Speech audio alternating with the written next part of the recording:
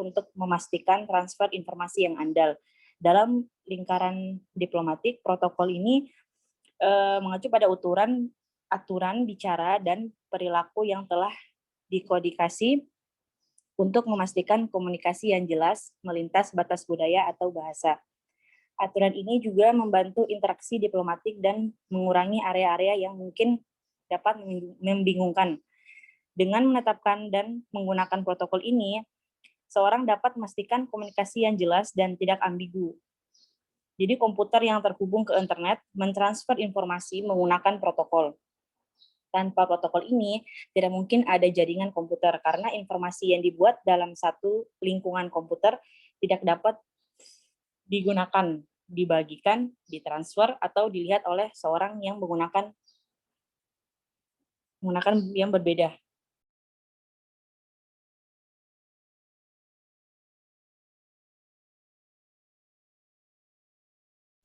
Dan selanjutnya, komputasi client server. Model client server ini adalah sistem dari komputasi jaringan, klien atau disebut dengan wajah dari program yang dilihat pengguna atau manusia di layar dan berinteraksi dengannya di layar. Contohnya OPAC adalah sistem client server, pengguna berinteraksi dengan antarmuka dan memasukkan informasi tentang materi yang dibutuhkan seperti judul, penulis, atau topik. Nah, jadi klien menerima perintah dari pengguna dan kemudian berinteraksi dengan bagian server ini dan mempertukarkan akses web. Jadi client server berperan sebagai program web browser yang memberikan informasi kepada pengguna atau user di seluruh dunia. Hal ini juga sama dengan kita mengakses email dan OPAC yang tadi. Klien dapat meminta informasi pada server kapanpun dia mau, karena klien adalah pengguna informasi yang ada di server. Proses komunikasi selalu bergerak dua arah. Jika klien ingin menggunakan informasi, maka rute yang tuju selalu pada server. Jadi klien tidak bisa berkomunikasi sesama klien. Next.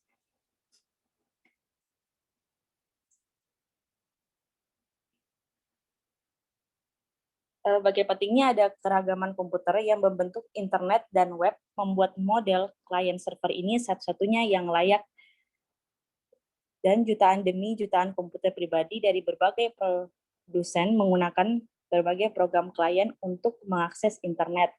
Berbagai macam server web menjalankan sejumlah program perangkat lunak server, baik program klien dan program server yang dirancang dengan protokol internet. Jadi program klien ini khusus dikembangkan untuk web yang disebut dengan browser. Browser seperti Firefox, Opera, dan Internet Explorer adalah program atau sekumpulan program dan aplikasi yang saling terkait yang dikembangkan untuk bekerja dengan berbagai protokol dan konvensi yang membentuk web. Browser berinteraksi dengan server web yang menampung jutaan file yang membentuk halaman, gambar, suara, dan data web.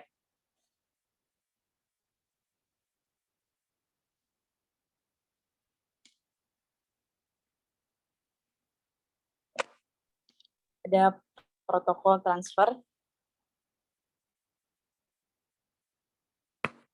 Di sini yang disebut dengan Hypertext Transfer Protocol atau disingkat HTTP adalah protokol yang dikembangkan untuk membantu proses transfer antar komputer seperti mentransfer informasi, dokumen, file, gambar, dan video antar komputer dan dapat berada di satu atau banyak komputer yang terhubung ke web. Jadi protokol HTML ini mencakup sekumpulan kode yang telah ditentukan untuk bagian fungsional dari sebuah dokumen. Nah, kode-kode ini telah dimasukkan ke dalam browser web standar dan termasuk header, paragraf, daftar, dan seterusnya. Browser web ini menafsirkan kode-kode untuk menampilkan dokumen atau file dengan benar. Jadi ada jenis huruf, ukuran font, penempatan pada halaman, spasi kosong, lekukan, dan elemen tampilan lainnya yang diimplementasikan sesuai dengan protokol HTML, seperti yang ditafsirkan oleh browser web pengguna tertentu. Program khusus dapat digunakan untuk membuat dokumen berkode HTML. Jadi ini HTTP yang biasa kita ketik ada protokol, ini kita nyari alamat web server www, link YouTube, dan lokasi web yang kita ingin cari di dalam web. Ada muncul lagu.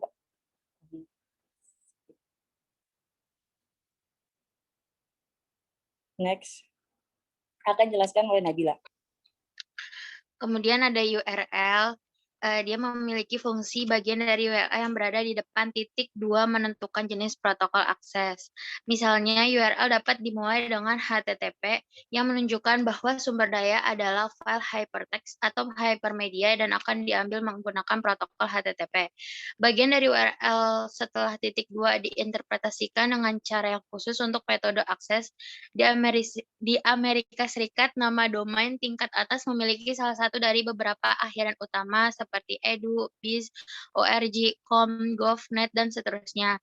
URL seperti www.ala.org memberitahu pengguna bahwa sumber daya adalah hypertext dan terletak di mesin yang terdaftar di Perpustakaan Amerika Asosiasi. Sedangkan untuk pola URL dari negara lain yaitu seperti http university.ac.uk yang mengidentifikasi situs akademis fiktif di Inggris Raya. URL browser untuk web menyajikan kepada pengguna antarmuka yang memungkinkan input langsung dari URL yang dikenal atau pencarian konten web untuk menemukan dokumen yang memenuhi kebutuhan pengguna. Next, Kak. Kekuatan hypertext. Penggunaan hypertext juga menyediakan kesempatan untuk menghubungkan ke situs-situs web yang relevan. Website dalam buku atau format teks tetap lainnya, penulis harus memasukkan sebanyak mungkin informasi sambil memberikan informasi kontak kepada para pembaca seperti nomor telepon dan alamat organisasi yang mungkin memiliki bahan tambahan. Kendala ukuran akan menentukan beberapa pilihan bagi penulis. Sebaliknya di internet, penulis dapat memasukkan sebagian besar informasi melalui tautan ke situs web yang relevan yang ada dimanapun di dunia. Sebagai contoh, penulis dapat menyediakan sebuah tautan ke situs web Biro Informasi Perjalanan Internasional Departemen Amerika Serikat. Next, Kak.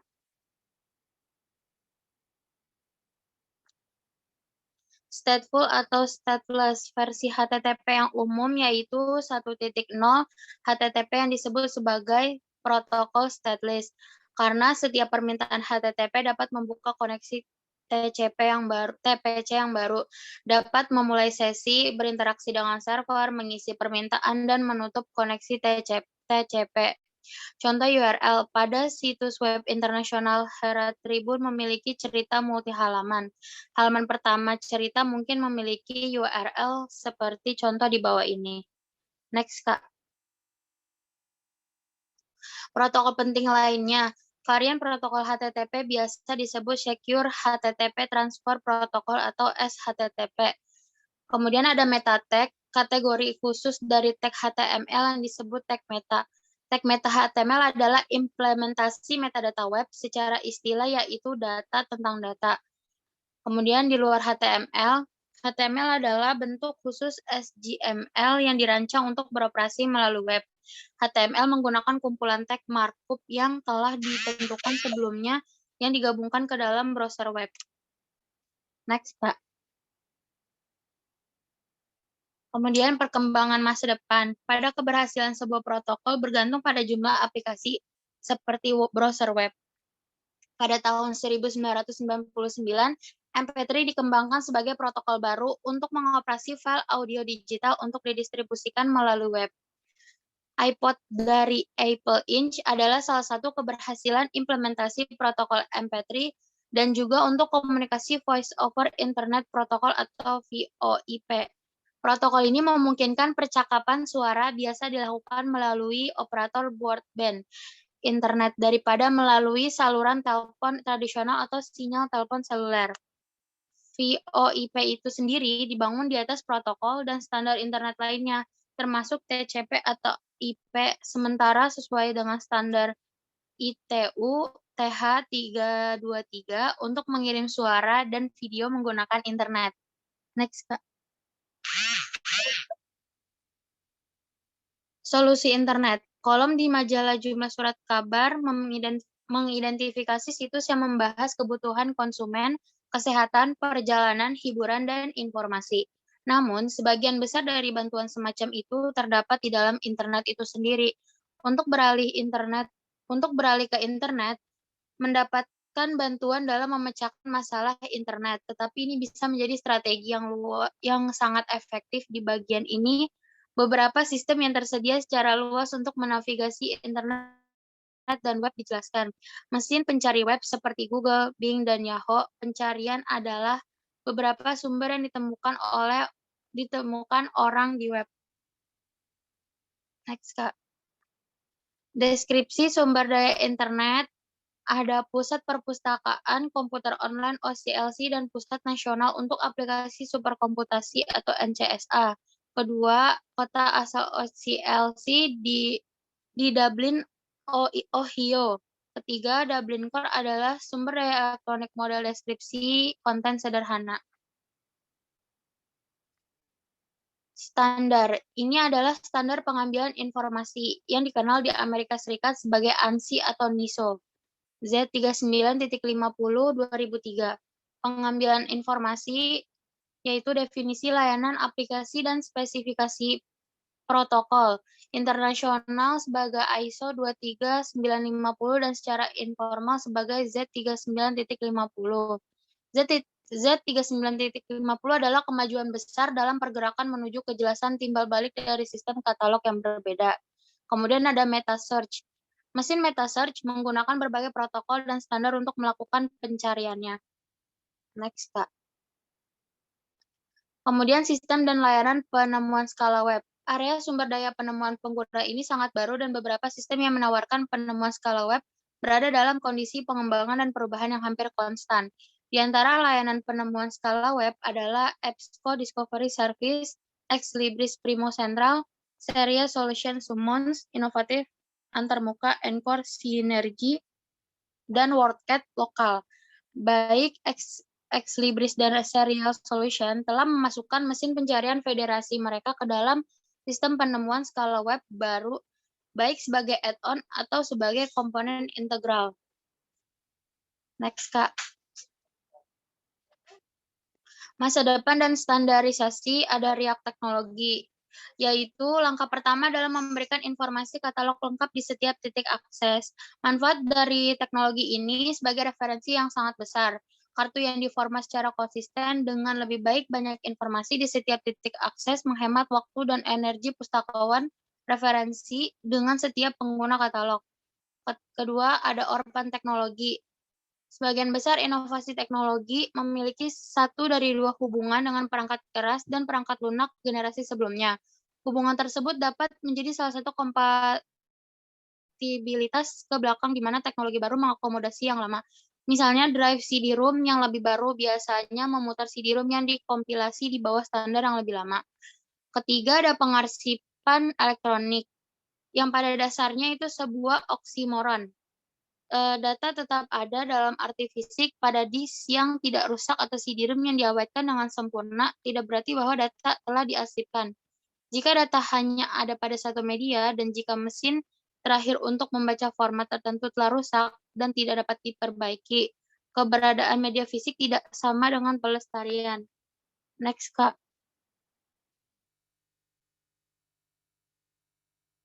Preservasi dan web, sumber informasi publik dan pustaka. Pertumbuhan akses web berkecepatan tinggi di rumah, kamar hotel, kantor, dan bahkan kereta api dan mobil telah sangat menurunkan ambang batas untuk mengakses informasi. Konsekuensi bagi pustakawan referensi bagi pertumbuhan pengiriman pribadi layanan informasi sulit untuk ditentukan. Masa depan teknologi referensi, yang pertama, salah satu aspek inovasi teknologi adalah kenyataan bahwa orang-orang yang berinteraksi dengan teknologi baru memiliki kerangka mental yang dibentuk oleh pengalaman mereka sebelumnya. Kemudian, kedua, seorang pustakawan referensi berpengalaman awalnya mendekati web dari perspektif pencarian baris perintah yang terampil. Ketiga, pustakawan referensi memiliki peran penting dalam merancang dan melakukan penelitian yang akan menginformasikan desain sistem baru dan dalam berinteraksi dengan pengembangan sistem untuk memastikan bahwa fungsionalitas yang dibutuhkan sudah terpasang sejak awal. Next, Kak. Terima kasih. Sekian dari kelompok 6, kurang lebihnya mohon maaf. Wassalamualaikum warahmatullahi wabarakatuh. Waalaikumsalam warahmatullahi wabarakatuh. Udah ya, jadi dari sini teman-teman ada yang mau nanggepin atau ada pertanyaan, ada kesimpulan gitu, poin-poin dari apa yang udah dijelasin dari kelompok 6 tentang memahami sistem informasi elektronik untuk referensi. Gimana, ada yang mau nanggepin atau ada poin ini kan nih, poin penting nih yang bisa jadi kesimpulan gitu? Atau ada yang mau ditanyain ke kelompok 6 boleh? Nggak ada? Kalau nggak ada, kita next ya ke kelompok 7. Kelompok 7 udah siap? Kelompok 7 ada? Ada, Kak. Sebentar. Siapa? Siapa kelompok 7? Safila Putri sama saya sendiri, Salsabila Dwi ikut. Oh iya. Udah siap ya? Nanti langsung share screen aja. Bisa kan? Aman? Bisa, Kak. Sebentar, Kak. Oke.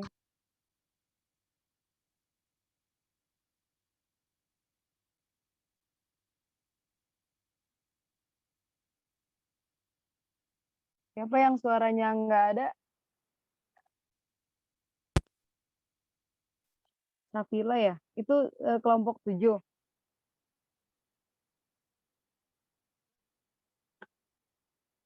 Halo, teman-teman. Ini yang nggak ada siapa nih? Safila Aulia.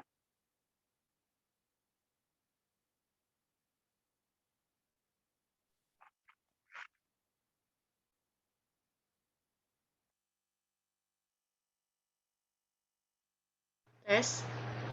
Halo. Assalamualaikum. Bisa. Waalaikumsalam. Ya, bisa Safila. Terdengar? Saya yang share screen. Mohon izin share screen ya, Kak. Iya, silakan.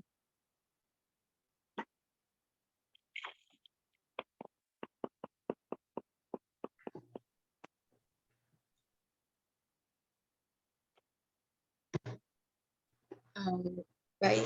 Assalamualaikum warahmatullahi wabarakatuh. Waalaikumsalam. Kami dari kelompok 7 ingin membahas materi 7, yaitu referensi terkait akses jasa. Sebelumnya, perkenalkan diri kami terlebih dahulu. Nama saya Safila Aulia Putri dan teman saya Salsabila Dwi A. Sebelum masuk ke pembahasannya, kemarin kan kita sudah disuruh mengerjakan tugas tentang referensi terkait akses jasa secara online. Nah, jadi pembahasannya itu tidak jauh dari sana. Referensi terkait akses jasa yang sudah kita lakukan kemarin itu kan secara digital, yang bisa kita manfaatkan dari berbagai sumber seperti Naliti, DOAS, dan jasa referensi lainnya. Di sini pengantarnya, bagaimana kamu mendapatkan buku teks yang sedang kamu baca. Nah, maksudnya itu adalah ketika kita mencari buku di perpustakaan, dengan tujuan kita melakukan skripsi atau tesis, kan kita juga membutuhkan buku referensi. Nah, maka dari itu pustakawan membantu pemustaka untuk mencari buku referensi tersebut yang terdapat di perpustakaan itu sendiri. Nah, terkadang referensi yang kita cari juga ada dan tidak ada di perpustakaan, maka kita bisa kembali lagi seperti sebelumnya, kita bisa mencari itu dengan melalui referensi digital, atau kita bisa membeli buku itu sendiri. Gitu. Nah, referensi ini membantu pengguna perpustakaan menemukan fakta atau sumber informasi serta menginstruksikan pengguna tentang penelitian yang efektif. Jadi, pustakawan itu juga bertanggung jawab untuk membangun layanan pengguna, termasuk kebijakan, sirkulasi, mengontrol penggunaan lokal, periode peminjaman, dan Di sini kami akan membahas 9 pembahasan, yaitu 7.1 berapa banyak informasi yang ada, 7.2 proyek Google Buku, dan pembahasan selanjutnya. 7.1 berapa banyak informasi yang ada. Nah, berdasarkan penelitian, memperkirakan 70 hingga 178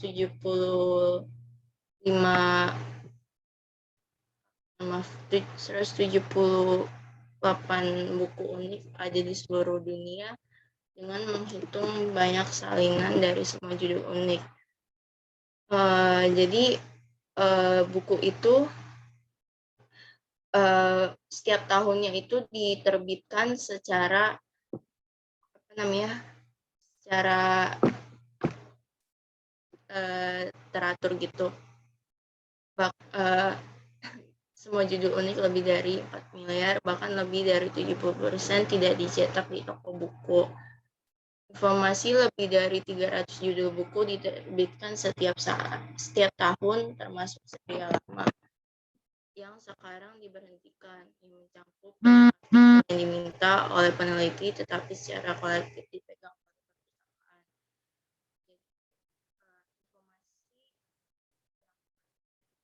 perpustakaan.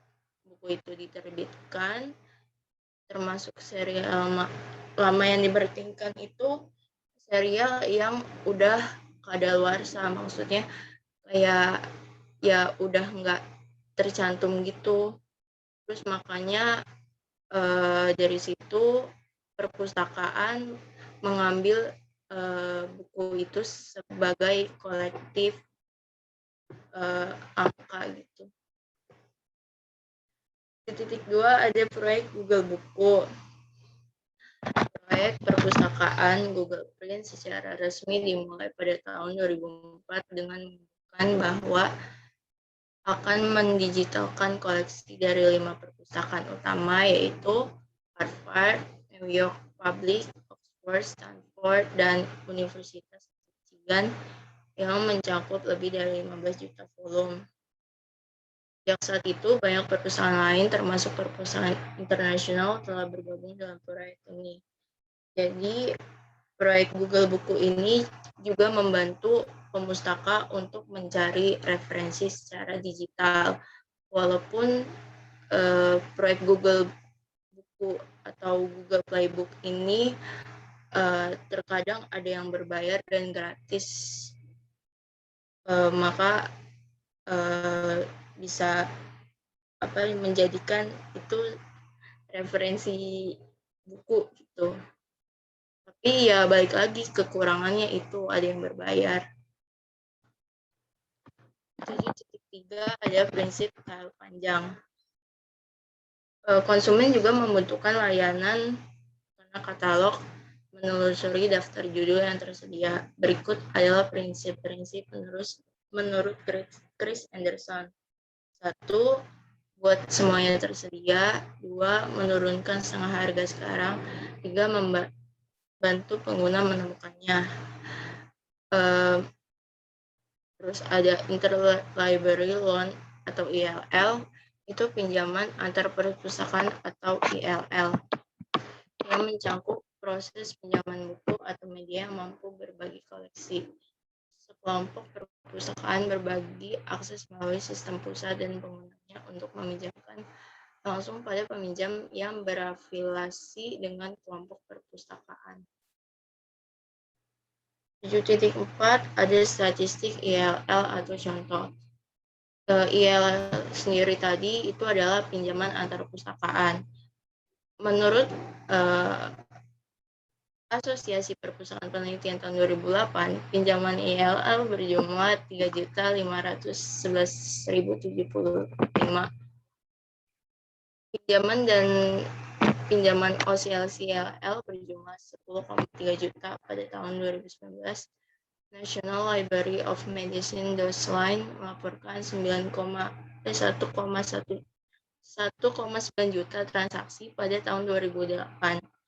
Kegiatan IEL untuk perpustakaan akademik Pusat Statistik Pendidikan Nasional pada tahun 2006 terdapat 10.800.1.531 yang disediakan dan 10.265.385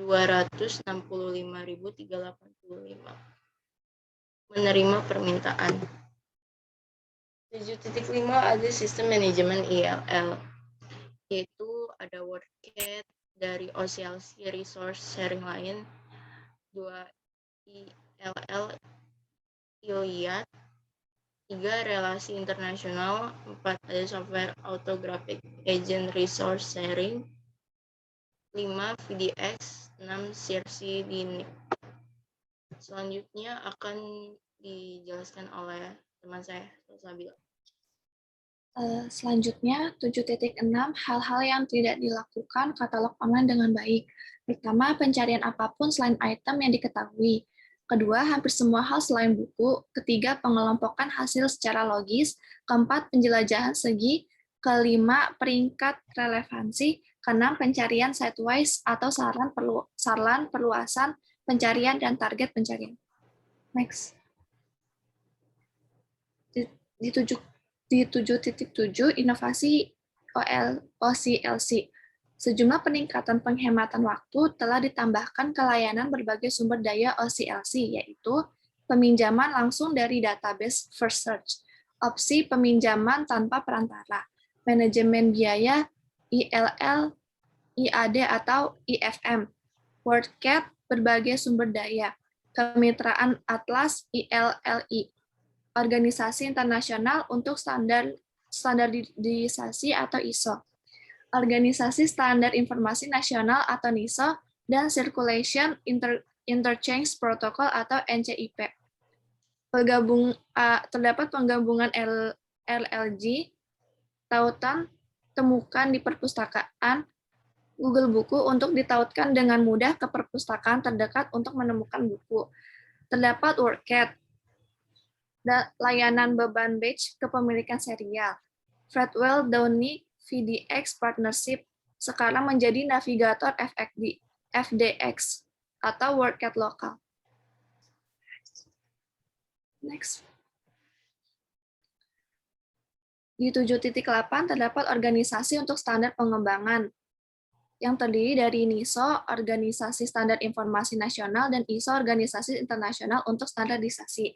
Di NISO merupakan asosiasi nirlaba yang diakreditasi oleh American National Standard Institute atau ANSI, yang mengidentifikasi pengembangan, pemeliharaan, dan penerbitkan standar teknis untuk pengelola informasi digital. Standar ISO berlaku untuk teknologi tradisional, teknologi baru, dan untuk berbagai kebutuhan yang berhubungan dengan informasi, termasuk pengambilan penggunaan kembali catatan, penyimpanan metadata, dan pelestarian. Di ISO, badan non-pemerintah dan merupakan pengembang standar terbesar yang digunakan di seluruh dunia. ISO bekerja sama dengan lebih dari 160 negara untuk membantu memastikan masyarakat dapat bekerja dengan bahan dan layanan yang dikembangkan oleh bisnis. ISO mendefinisikan standar sebagai perjanjian terdokumentasi yang berisi spesifikasi teknis atau kriteria tepat lainnya untuk digunakan secara konsisten sebagai aturan, pedoman, atau definisi karakteristik untuk memastikan bahwa bahan produk, proses, dan layanan sesuai dengan tujuannya. Selanjutnya. Di 7.9 terdapat produk akhir pengguna puas. Contoh kasus, seorang petugas perpustakaan rumah sakit membutuhkan akses untuk mencari sebuah artikel mengenai virus langka yang dicurigai oleh dokter setempat sebagai penyebab penyakit aneh yang dialami pasien. Next. Kesimpulannya, dari proses ILL adalah proses yang rumit, tetapi alat dan pendekatan baru untuk berbagai sumber daya tersedia untuk memberikan akses yang semakin mulus ke material yang berlokasi jauh. Akses ke koleksi perpustakaan dunia penting bagi semua. Perpustakaan referensi memiliki peran penting dalam menyiapkan layanan baru dan memastikan bahwa pengguna dapat memanfaatkannya secara efektif. Dengan perubahan yang konstan di perpustakaan, penting bagi pustakawan untuk mengikuti perkembangan teknologi dan produk yang dihasilkan karena mereka akan membantu memilih dan menerapkan sistem baru yang memungkinkan pilihan terbaik dalam akses. Mereka juga akan menyediakan pelatihan dan dokumentasi yang perlu diketahui oleh pengguna dan paling menyadari manfaat layanan dengan pilihan pengiriman yang lebih baik.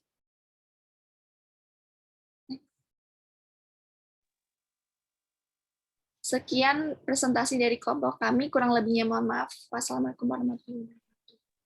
Waalaikumsalam warahmatullahi wabarakatuh. Mantap ya, berarti sesuai banget sama yang udah kemarin dibahas ya. Sama dari tadi yang kelompok 6 jelasin sistem informasi elektronik, terus nyambung lagi di di kelompok 7 terkait yang sesuai banget itu referensi terkait jasa, akses jasa ya, berarti di sini udah jelas ya teman-teman, atau ada yang mau nanggepin dari siapa aja boleh, ada atau mau bertanya ntar ditulis nilai poin, ada atau kasih kesimpulan juga boleh. Mungkin kesimpulan tadi udah ada ya. Ini hadir semua kan ya? Halo? Hadir, Kak. Oke, sekarang kita lanjut aja ke materi hari ini. Izin share screen.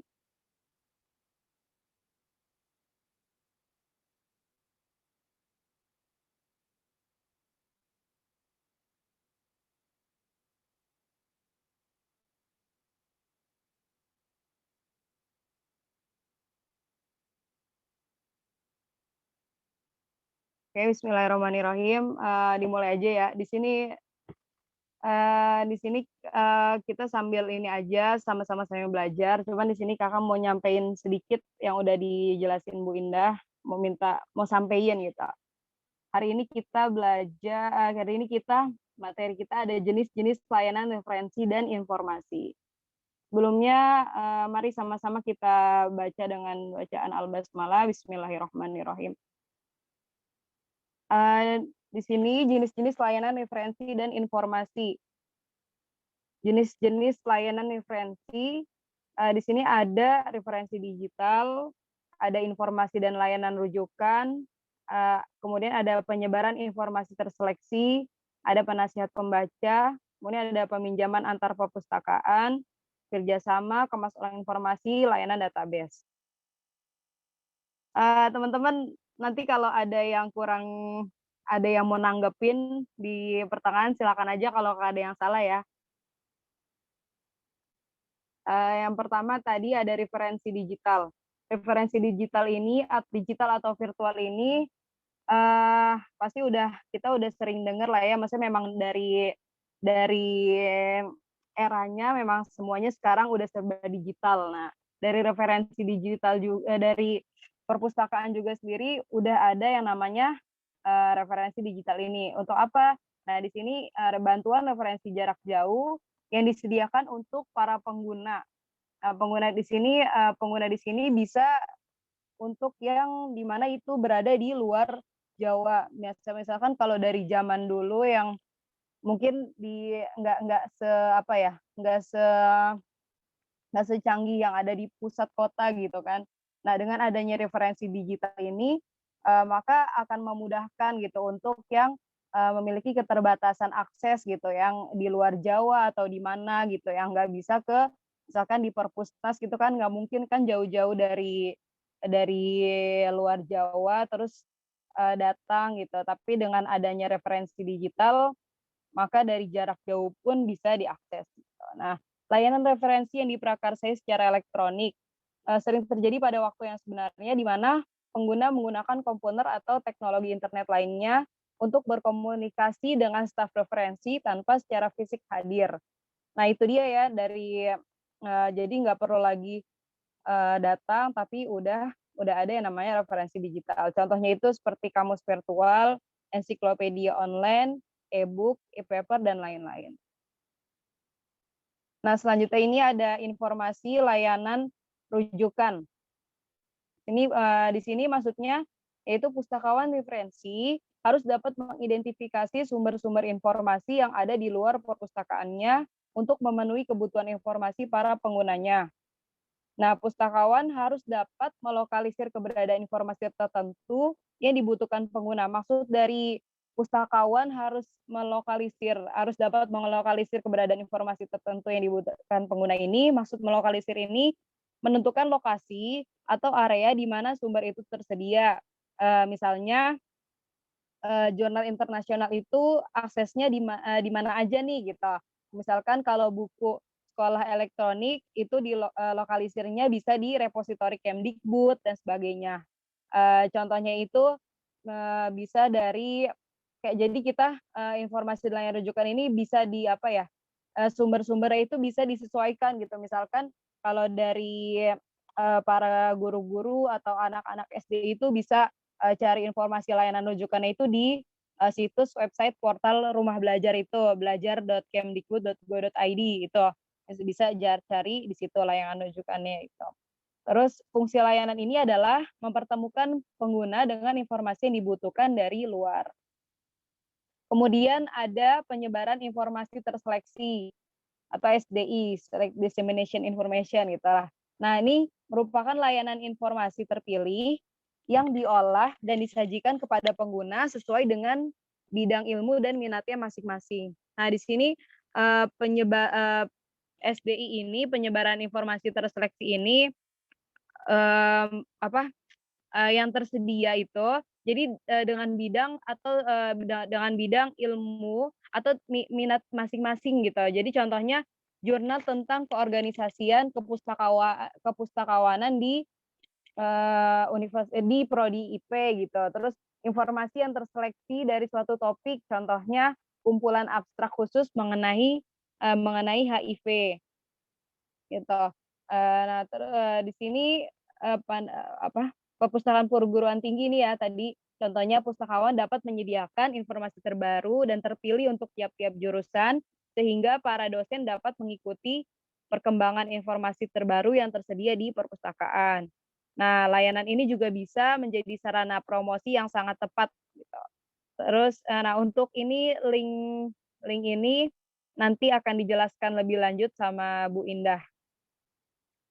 Untuk mungkin untuk pertemuan yang akan datang gitu ya. Nah, lanjut di sini ada Reader Advisory. Reader Advisory ini merupakan layanan bimbingan tentang pemilihan bacaan untuk masalah atau masalah yang dihadapi pelanggan dalam hidup mereka gitu. Biasanya di perpustakaan umum dan perpustakaan sekolah. Nah, contoh Reader Advisory ini ini kan lebih ke layanan tentang layanan bimbingan tentang pemilihan bacaan untuk masalah maksudnya yang sedang dihadapi dalam hidup pelanggannya itu gitu pengguna. Nah biasanya ini memang cuman ada di perpus umum sama sekolah gitu. Nah contohnya itu misalkan keluhan-keluhan yang sedang dihadapi oleh siswa dalam menghadapi UN gitu kan. Nanti pustakawan akan memberikan bimbingan untuk memilih bahan bacaan yang sesuai dengan masalah yang sedang dialami oleh siswa tersebut gitu. Terkait tentang peminatan buku atau pelevelan buku. Intinya contoh lagi misalkan ada anak SD, contoh dari Reader Advisory ini misalkan ada anak SD. Nah kemudian anak SD ini mengambil gitu, memilih buku yang full text dan tulisannya kecil-kecil gitu. Nah, Reader Advisory ini nanti bisa mengarahkan ke buku lain dengan topik yang sama tapi lebih sederhana gitu, yang banyak bergambar nah gitu dan tulisannya besar-besar gitu. Itu untuk anak kelas 1 SD.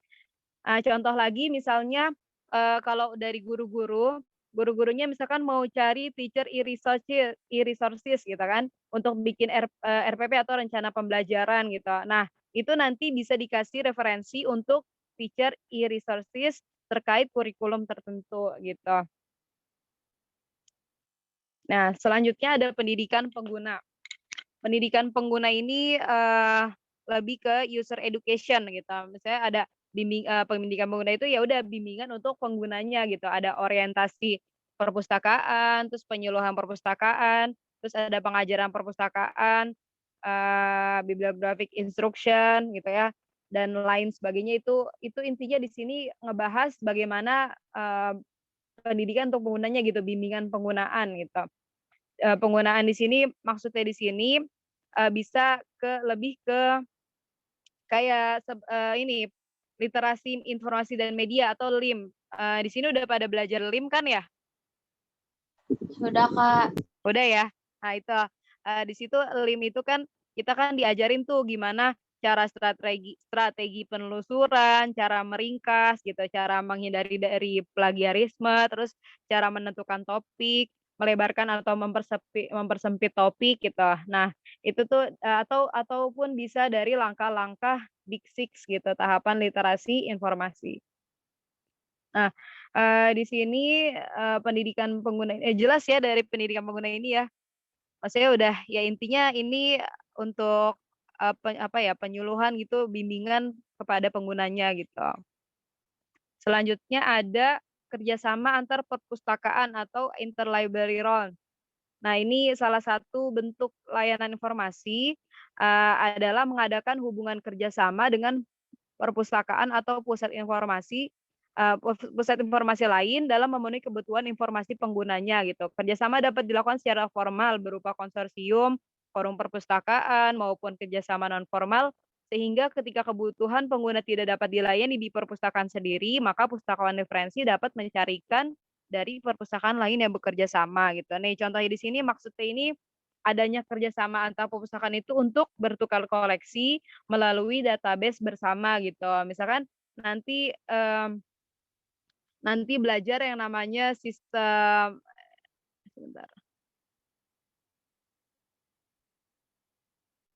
Nanti belajar ada yang namanya ini sistem, sistem jaringan informasi. Nah, di situ nanti membahas bagaimana adanya database terhubung. Jadi antar perpustakaan pun bisa saling berbagi dan bertukar koleksi gitu.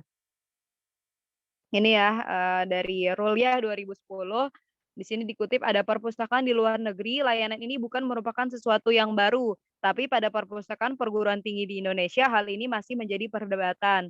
Beberapa faktor yang menyebabkan layanan ini sulit terwujud antara lain ketidakpercayaan antara perpustakaan perguruan tinggi, cangkupan bidang studi atau kekuatan ilmu pada sebuah perpustakaan yang tidak jelas, perbedaan tingkat kemajuan tinggi dan lain-lain. Kemudian selanjutnya ada kemas ulang informasi. Nah, kemas ulang informasi ini sendiri juga nanti ada mata kuliahnya ya. Kalian belum pada ngambil kan ya? Di semester 5 kayaknya deh.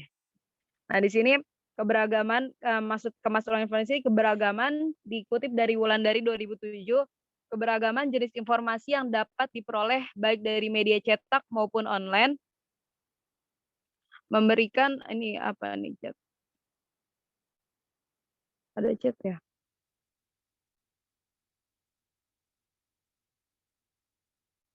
Oh, ada yang belum masuk.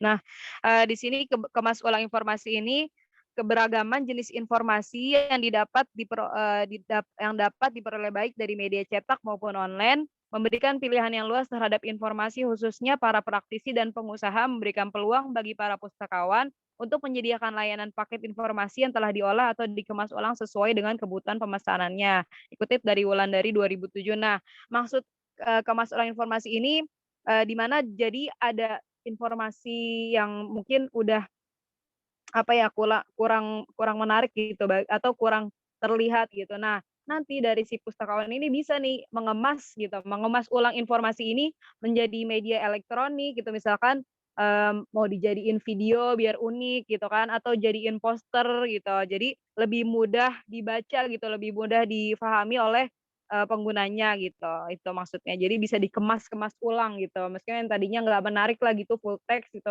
orang kadang males baca kan, ya udah kita kemas ulang lagi jadi video, video kah atau jadi, poster atau jadi handbook atau jadi apa gitu. Nggak bisa di-next.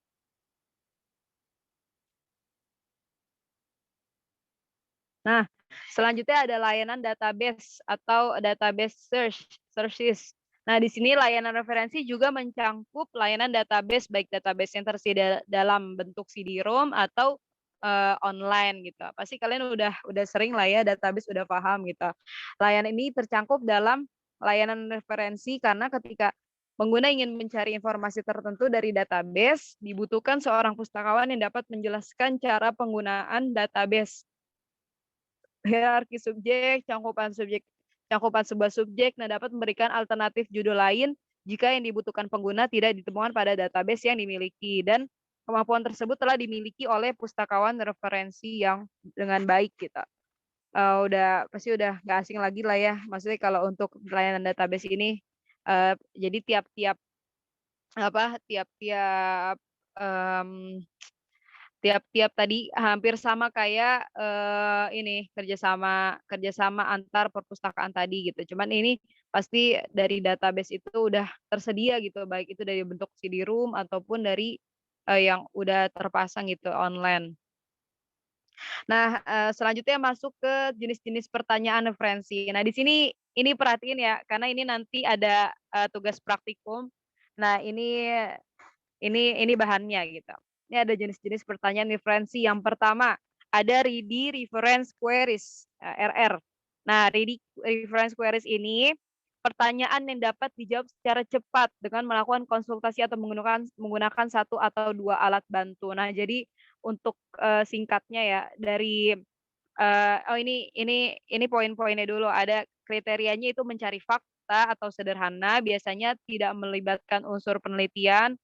Terus target jawabannya telah ditentukan, jawaban dapat berasal dari satu atau dua sumber, kemudian media komunikasi antar pengguna dengan pustakawan pun dapat dilakukan dengan tidak hanya bertatap muka secara langsung, tetapi bisa melakukan telepon, email, bahkan dengan cara chatting. Jadi dari ready reference queries ini, memang paling sederhana gitu. Jadi nggak perlu, penelusuran sejauh mungkin gitu, nggak perlu, nggak perlu research penelitian lagi gitu. Memang, mungkin secara spontan itu kita pun bisa menjawab gitu. Ini, nah ini, alat bantu ready reference queries itu ada almanak, kamus, peta, direktori, ensiklopedia, atlas, dan lain-lain dalam bentuk cetak maupun elektronik. Ini alat bantu jawabnya, ready queries. Nah, contoh ready reference queries itu ada, misalkan, kapan Indonesia merdeka? Nah, pasti, kalau dijawab gimana? Ada yang bisa jawab nggak? Mungkin ini perlu penelusuran mendalam nggak kalau pertanyaannya seperti ini? Enggak, Kak. Iya gitu. Jelas ya, maksudnya ready reference queries itu lebih ke, spontan gitu, yang nggak perlu, penelitian mendalam gitu terkait itu, apa ya itu gitu. Misal, ini juga bagaimana cara pemilihan presiden Indonesia. Nah, pasti kita udah jelas gitu, pasti kita bakal jawab, ya kita 5 tahun sekali itu dengan mmm, pemilu gitu kan. Terus kalau kapan Indonesia merdeka pasti jawabannya langsung aja 17 Agustus gitu, 1945 gitu kan. Terus definisinya apa gitu, pasti kan kita, siapakah gitu, di manakah gitu, pasti nggak sulit lah untuk jawabnya gitu kan, yang langsung gitu, bisa langsung dijawab gitu. Nah, selanjutnya sifat 3D reference queries ini biasanya langsung dan lugas, terus hanya memerlukan sedikit negosiasi ketika terdapat kondisi yang tidak jelas. Nah, maksud dari negosiasi ini, interaksi antara pengguna dan perantara untuk mengidentifikasi kebutuhan informasi yang tepat dan benar gitu. Jadi perlu negosiasi yang hanya sedikit gitu. Jadi, eee, apa, kalaupun ada yang nggak jelas gitu, pasti cuman butuh negosiasi sebentar aja gitu, karena jawabannya pun biasanya langsung dan lugas gitu, jelas, singkat gitu, dan nggak perlu eee, nggak perlu penelusuran lebih lanjut gitu. Nah, selanjutnya ada research based or complex queries. Nah, di sini research based dari namanya aja udah beda banget sama ready tadi ya gitu. Nah, ini sifat pertanyaan, research based gitu. Dia ini sifatnya terbuka, beraneka ragam, kemudian membutuhkan lebih banyak waktu, kemudian memerlukan berbagai alat bantu jawab untuk digunakan. Nah, ini beda ya, beda banget sama ready, queries gitu. Di sini dia beraneka ragam, terus membutuhkan lebih banyak waktu, memerlukan berbagai alat bantu jawab gitu.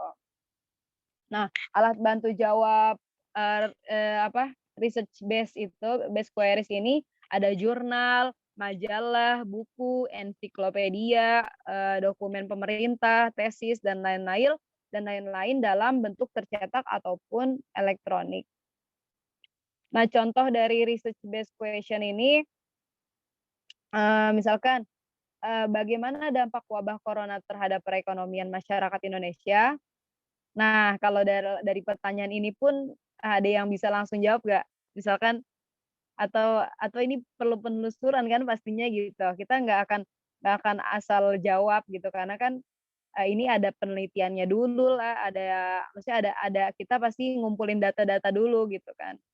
Gimana nih penelitian dari para ahli gitu kan, dampaknya gimana gitu dan ini yang nggak beda banget gitu sama ready question tadi gitu, ready yang bisa langsung dijawab gitu. Nah, terus lagi, apakah virus COVID-19 dapat ditularkan melalui udara? Nah, ini juga pertanyaannya, apa ya, nggak semuanya gitu, nggak bisa langsung hanya jawaban iya atau tidak gitu. Pasti dia kan perlu jawaban yang akurat gitu kan. Melalui udara pasti ada penelitiannya juga kan ini bisa tertular atau enggak gitu kan. Gitu, nggak ada jawaban yang langsung gitu. Maksudnya perlu ditelusurin lagi. Nah, ini tugas kelompoknya, kelompok ini tugas kelompok sesuai ringkasan buku. Ya, kelompoknya sesuai sesuai ringkasan buku ya, yang berapa orang? 2 orang ya, 2 orang sampai 3 tuh. Buatlah 10 jenis pertanyaan ready reference queries. Nah, yang tadi dijelasin itu ada ready reference queries, dibuat nih 10 pertanyaan yang sesuai gitu. Kalau ready reference queries tadi kan berarti dia singkat gitu kan. Dia maksudnya bukan singkat, dia tuh lebih lugas dan nggak perlu lagi tuh namanya research penelusuran gitu dan alat bantunya pun cukup bukan yang jurnal gitu kan, yang mudah-mudah aja gitu. Nah, terus kalau yang nomor 2, 10 jenis pertanyaan research based or complex queries gitu. Nah, ini juga bikin 10 pertanyaan dari contoh dari research based tadi. Nah, untuk topik bebas dan untuk upload semuanya diwajibkan untuk upload tugas. Udah. Gimana teman-teman, ada yang mau ditanyain dari materi gimana? Maaf, tapi itu di PJJ tugas individu, Kak. Oh, tugas individu ya tulisannya? Ya udah, Iya. kan uploadnya kan semuanya. Nggak apa-apa kan ya, intinya ini berarti individu aja ya. Karena berarti salah di PPT-nya. Individu aja berarti. Itu kan yang buat Bu Indah soalnya. Di individu ya teman-teman, diganti ya, maaf, berarti individu. Untuk materi gimana, ada yang mau ditanyain? Kak, mau nanya, itu maksudnya buat 10 jenis pertanyaan tuh misal kayak tadi ya Kak, siapa Presiden Indonesia gitu ya? Gitu, tapi jangan sama ya, jangan samain contoh di sini tadi. Iya. Iya betul. Gitu, maksudnya dia lebih mudah gitu ya, lebih singkat, nggak yang perlu penelusuran lebih dalam gitu kan. Biasanya kalau tadi kan yang kalau ready itu kan ready queries, namanya juga queries kan. Dia hanya kata kunci gitu kan, nggak yang research based kompleks gitu kan. Pasti kalau kompleks kan dia bakal jawabannya juga dia nggak yang spontan kita bisa jawab gitu, yang kita biasanya udah tahu gitu. Pasti perlu penelitian lah gitu. Gitu ya, Ki. Gimana, Ki? Ya Kak, Kak mau nanya lagi Kak. Apa? Itu tugasnya yang bagian 3 menjelaskan kesimpulan dari artikel berikut. Maksudnya ringkas artikelnya yang ini ya Kak? Di mana tuh coba di PJJ? Ya di PJJ-nya ada website gitu Kak, disuruh ke request websitenya gitu. Bentar. Itu di tanggal keberapa? Tanggal? Tugas yang tadi Kak, ada 3 tugas jadinya. Oh, ada 3 tugas ya? Ya Bukan. Kak, di topik 9. Soalnya, Kak. Hah? Ada Di 3. topik 9 Kak. Oh ya, sebentar lihat dulu. Ibu ini, tadi sih ibunya nggak bilang kalau ada tugas itu gitu, bilangnya adanya mungkin bentar. Ini ya? Iya Iya, Kak. Oh, ada 3. Oh, ini. Itu yang tadi belum dijelasin. Jadi kan nanti ibunya jelaskan kesimpulan dari artikel. Iya betul. Ini kan kalian udah buka belum ininya? Belum ya? Nih dilihatin dulu deh, kakak liatin ini bentuknya. Ini tuh bahasa Inggris semua websitenya. Jadi nanti kalian ya udah kayak kalian baca tapi dalam bahasa Indonesia ini bisa diganti ya. Nih gini caranya nih. Bentar. Udah tahu belum cara terjemahin website? Udah Kak. Pakai translate. Iya. Tuh, gampang kan? Pada tahu juga. Ya udah nanti ini jadi kalian terjemahin aja dulu ke translate Google. Nih.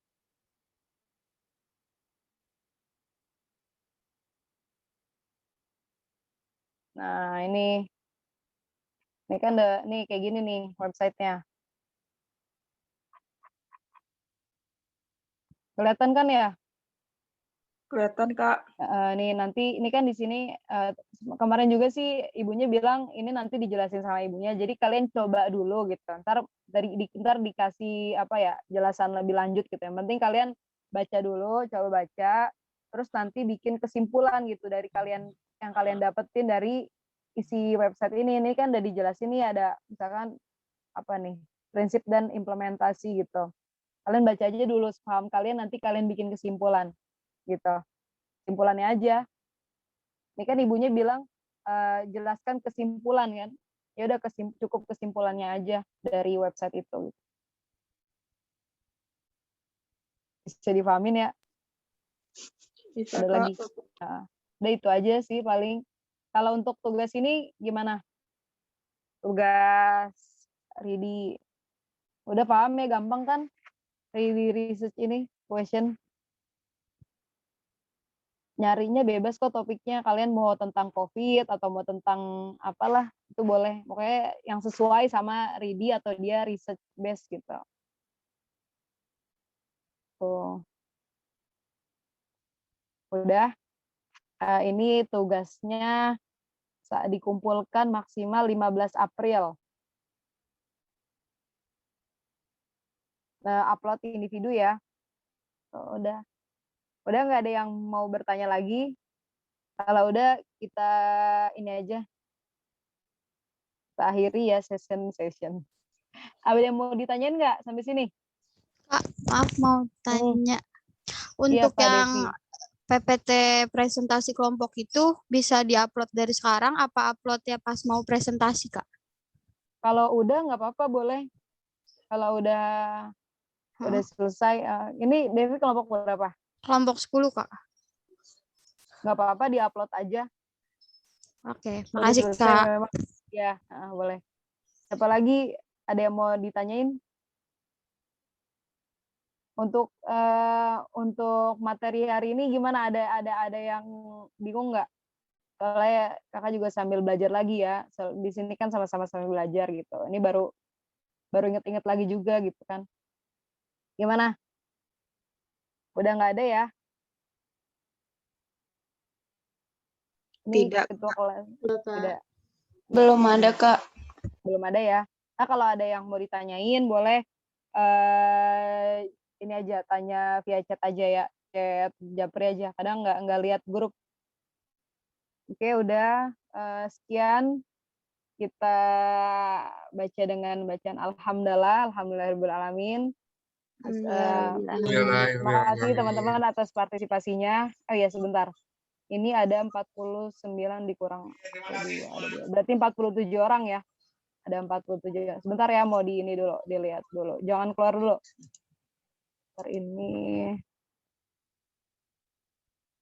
Ini nggak ada yang mau nanggepin nih.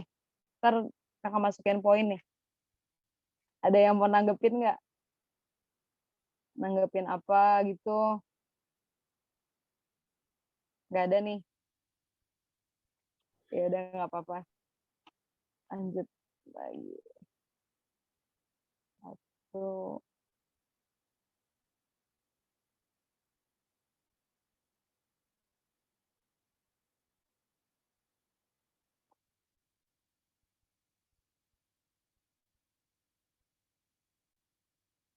Udah, makasih ya teman-teman.